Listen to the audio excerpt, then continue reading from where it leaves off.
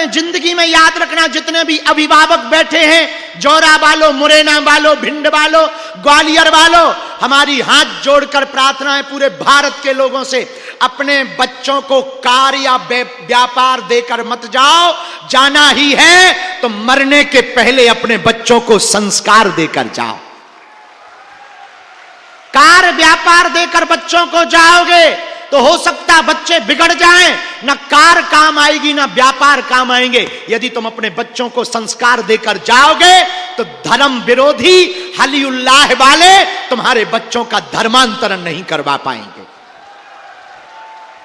हमारी प्रार्थना है अपने बच्चों को संस्कार देकर जाओ, अपने बच्चों को संस्कृति देकर के जाओ, अपने बच्चों को जीवन जीने की कला सिखा करके जाओ, अपने बच्चों को प्रेम देकर के जाओ, अपने बच्चों को आशीर्वाद देकर के जाओ। यदि बच्चे संस्कारवान रहेंगे, वो जहां भी रहेंगे, जैसे भी रहेंगे, वहां पर अपने जीवन को जीना सीख जाएंगे।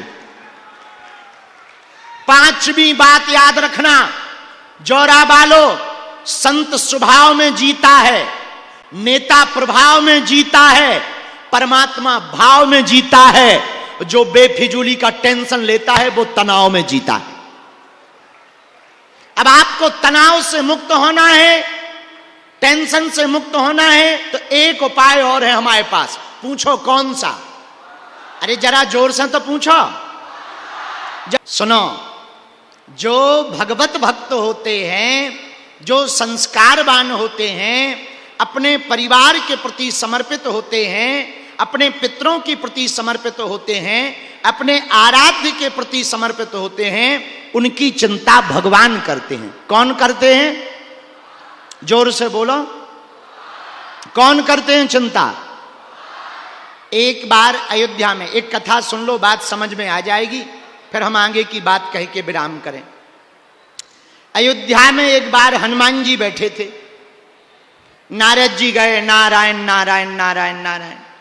हनुमान जी से कहा, आप भी सीताराम सीताराम करते हो, हम भी जप करते हैं, एक बात बताओ, आप दोनों में सबसे बढ़िया भजनानंदी कौन है? हनुमान जी बोले, हम गिनती के चक्कर में नहीं पड़ते। बोले क्यों? बोले हम तो बिनती के चक्कर में पड़ते हैं, हम गिनती में नहीं पड़ते हैं।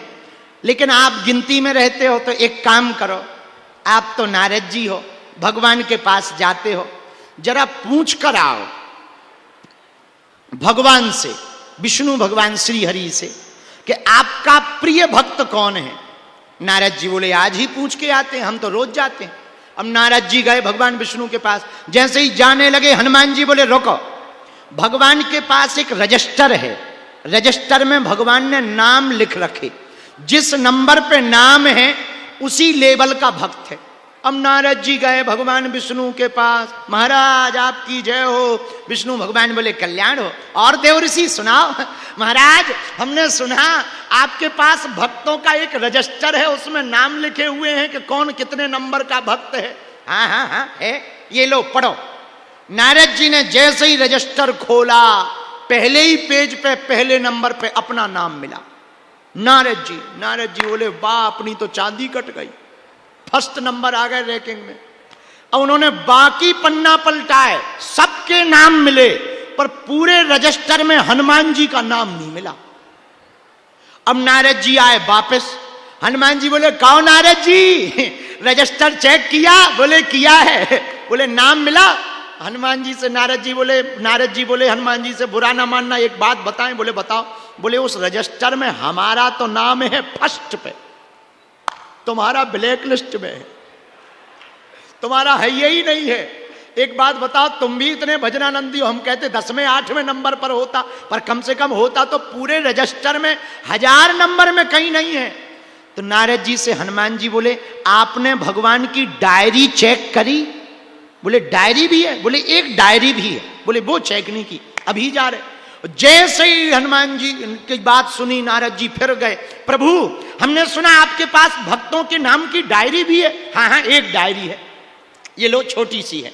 जैसे ही पेज खोला, पहला नाम हनुमान जी का। अब नारद जी टेंशन में, बोले ऐसा तो नहीं है कि हम आए तो हमें रजिस्टर पकड़ा दो, हनुमान जी आए तो उन्हें डायरी पकड़ा दो, सबकी अलग अलग धल रही हो। इसमें हम हनुमान जी का नाम फर्स्ट नंबर पे है, रजिस्टर में हमारा नाम फर्स्ट नंबर पे। अब हम कैसे पता करें कि फर्स्ट कौन है? भगवान विष्णु ने बड़ा गजब का जवाब दिया, आप लोगों के काम का है। पता है भगवान ने क्या कहा? नारद जी, जो हमारा भजन करते हैं उनका नाम हम रजिस्टर में लिखते हैं, लेकिन हम जिनका भजन करते हैं उनका नाम हम डायरी में लिख करके रखते हैं। अब नारद जी को समझ में आ गया। तो भैया इस बात का कहना ये, यदि सेवक बन करके रहोगे तो हनुमान जी की तरह चारों युगों में पूजे जाओगे। चारों युग है परिसिद्ध है, जगत उजियारा। चारों युगों में हनुमान जी की पूजा हुई। क्यों? हनुमान जी सेवक भाव से रहे। हनुमान जी की पूजा क्यों हुई? हनुमान जी दास भाव से रहे। हनुमान जी की कलयुग में पूजा क्यों है? जो हम लोगों पर विपत्ति आती है हम लोग भगवान को पुकारते हैं, लेकिन जब भगवान पर विपत्ति आती है वो हनुमान को पुकारते हैं। और कलयुग में हनुमान जी के जैसा कोई दूसरा देवता नहीं है। और देवता हनुमत से संकट कटे, संकट कटे, संकट कटे। हनुमान जी के जैसा भैया कोई दूसरा देवता नहीं है। कलयुग के राजा हनुमान जी हैं। जोरा बालो, अब तुम्हें यत्र तत्र भटकने की आवश्यकता नहीं है। एकमात्र हनुमान जी के चरण पकड़ लो। यदि तुम हनुमान जी के चरण पकड़ लोगे भैया तो तुम्हें किसी के पास भटकने की आवश्यकता नहीं। हनुमान जी स्वयं राम जी से मिलवा देंगे। तुमरो मंत्र विभीषण माना। हनुमान जी ने विभीषण जी को भी राम जी से मिलवाया। हनुमान जी ने सुग्रीव जी को भी राम जी से मिलवाया। मेरे जौरा के प्रियजनों, हम आपको प्रवचन सुनाने नहीं आए हैं, हम एक बात कहने आए हैं। बुरा ना मानो तो कहें, कहें, बोलें। सुनो भैया, वर्तमान में हिंदुओं की हालत बड़ी विचित्र है। जगह जगह जातिवाद के नाम पर हिंदू कहीं लड़ रहे, कहीं क्षेत्रवाद के नाम पर लड़ रहे, कहीं भाषावाद के नाम पर लड़ रहे। महाराष्ट्र में एक स्वामी हुए, स्वामी समर्थ रामदास जी महाराज।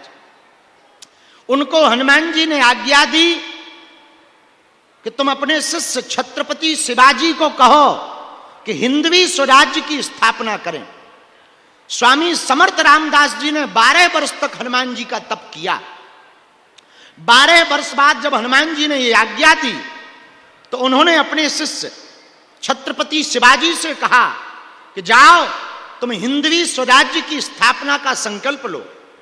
लोग हमसे कहते हैं बाबा तुम भड़काऊ बातें बोलते हो, बाबा तुम आग लगाने वाली बात बोलते हो। भैया हम ना मुसलमानों के खिलाफ हैं ना हम ईसाइयों के खिलाफ हैं, बस अंतर इतना है हम कट्टर हिंदुओं के पक्ष में हैं। शास्त्र में भी है अपने धर्म के लिए जीना कोई बुरी बात नहीं। संविधान में भी है अपने धर्म का प्रचार प्रसार करना गलत नहीं। भैया नफरत नहीं, हम प्रेम के आदी हैं, पर गर्व से कहते हैं हम हिंदुत्ववादी हैं। गाय घास खा करके भी दूध पीती है, वो दूध देती है। गाय घास खा करके भी दूध देती, हाँ या ना? और कुछ सांप ऐसे हैं दूध पी करके भी जहर उगलते हैं। समझ गए? आओ, आओ। कुछ लोग हमसे कहते बाबा तुम्हारा बहुत विरोध होता है। हम कहा सुनो, सूरज को तो बेफिजूली में बदनाम कर रखा है। सूरज से तो 1% लोग जलते हैं, ज्यादा तो ईर्षा से कारण जलते हैं लोग। आओ आओ आओ आओ। बोले क्या ईर्षा है? बोले कोई ईर्षा नहीं। बोले बाबा रहेगा तो हलीउल्लाह वालों की दुकान बंद कर देगा। हाँ, और हो ही जानी चाहिए। चादर फादर निकट न आवे, महावीर जब नाम सुनावे, उसमें क्या बुराई है? अपने धर्म में। अब बहुत से लोग कहीं वहां जा रहे, बोले कहां जा रहे? बोले मजार पे जा रहे। ठटरी के बड़े अपने भगवान कम पड़ गए का? उनपे तो एक ही है, वो भी फोटो नहीं है। अपने पे 33 कोटि के देवता हैं, तोरी हनुमान जी से नहीं बन रही ते हनुमान जी ना मान ठटरी के बरे राम जी लो जा श्री रामचंद्र कृपालु भजमन हरण भव भय दारुण। अच्छा राम जी से नहीं बन रही, कोई बात नहीं, शंकर जी लो चलो जा, ओम हार हार। शंकर जी से भी नहीं बन रही, अब नवरात्रि निकल गई। आओ, और लेकिन नवरात्रि में एक चीज हमको बहुत बुरी लगी, पूछो कौन सी? देखो हम नहीं बोलेंगे तो कौन बोलेगा, सत्य तो बोलना पड़ेगा।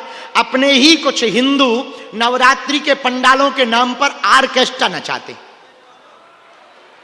डांस करवाते हैं, और सूप नखा को तो आइटम बना दिया। यह बहुत गलत है।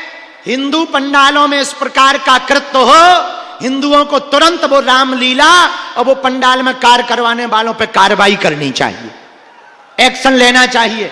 हमारे भगवान का मजाक हम ही लोग बनाएंगे तो फिर अपन को दूसरों की जरूरत ही नहीं है, अपन ही निमट जाएंगे।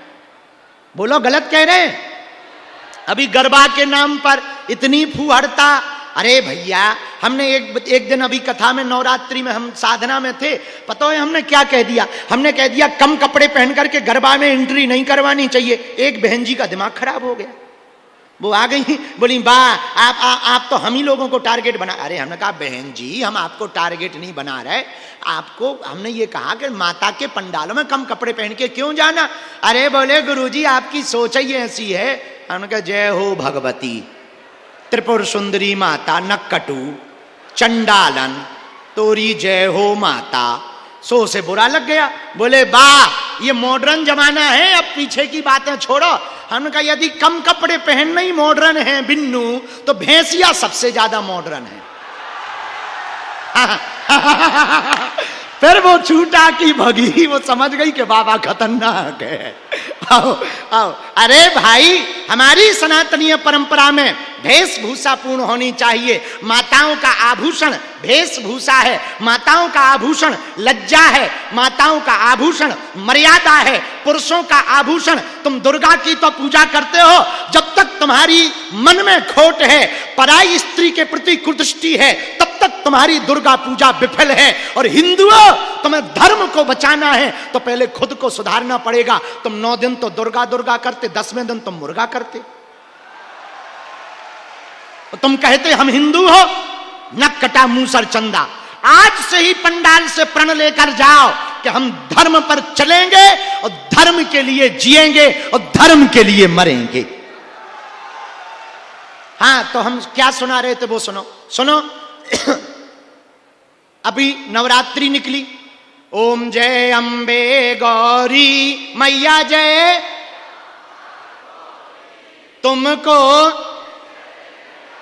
मैया जी को। अरे जरा मोबाइल जला लो, लाइट अंधेरा मच गया है, लाइट जलाओ तुम लोग, लाइट जला लो, लाइट मोबाइल की। हाँ बाहर भी जला लो। अच्छा अभी दुर्गा पंडालों में आरती हुई कि नहीं हुई? देखो उनके तो एक ही भगवान है। हिंदुओं ध्यान से सुनना, बहुत बड़ी बात है। अपने तुम्हारी राम जी से नहीं बनती, हनुमान जी के पास जाओ। हनुमान जी से नहीं बनती, शंकर जी के पास जाओ। शंकर जी से नहीं बनती, दुर्गा जी के पास जाओ। दुर्गा जी से नहीं बनती, काली माता के पास जाओ। काली जी से नहीं बने तो भाई भैया भैरव लो चले जाओ। भैरव बब्बा से ना बने, करेधाम पटिया सरकार आ जाओ। अच्छा यहां भी तुम्हारी नहीं बन रही है, दतिया चले जाओ, वहां भी नहीं बन रही। मनकामनेश्वर मंदिर जौरा में आ जाओ। अच्छा यहां भी नहीं तुम्हारी बन रही, यहां भी तुम्हारा मन, वृंदावन चले जाओ। वृंदावन में बांके बिहारी मिलेंगे, बरसा महीने में विनोद बाबा मिलेंगे, वृंदावन में तुमको प्रेमानंद बाबा मिलेंगे, चले जाओ। यहां भी तुम्हारी नहीं बन रही, 9 देवता बना दे भी, पर चादर चढ़ाने मत जाना। एक 9 भगवान चाहे बना लो, पर चादर चढ़ाने, पूछो क्यों? तुम अपने बाप है तो बाप कह नहीं रहे, पड़ोसी के अंकल हाँ बाप बना रहे हो। हम कुछ बोलेंगे तो तुम्हें बुरा लगेगा। देखो भाई, चाहे बुरा लगे चाहे अच्छा, हमने अभी धाम पे निर्णय ले लिया, बागेश्वर धाम पर VIP कल्चर बंद। मिलने के नाम पर जो आवे, चाहे वो पुलिस नहीं, चाहे हम कुछ दिन बिगड़ गए थे, 7-8 महीना बहुत ज्यादा बिगड़ गए थे। जे फलाने जी, जे मुख्यमंत्री, जे फलाने मंत्री, जे ढिकाने, हमारे चेला भी हमारे कान भर भर के बिगाड़ दो। तो हमारे गुरुजी ने, सन्यासी बाबा ने हमें डांटो, बोले हमने तुम्हें शक्ति ही के लाने अदई न कटा। कहते हैं फलाने जी की जी हजूरी कर। हमने परमा को निर्णय ले लिया हिंदुओं कि धाम पर वीवीआईपी बनकर कोई आएगा, हम नहीं मिलेंगे, अच्छा लगे चाहे बुरा लगे,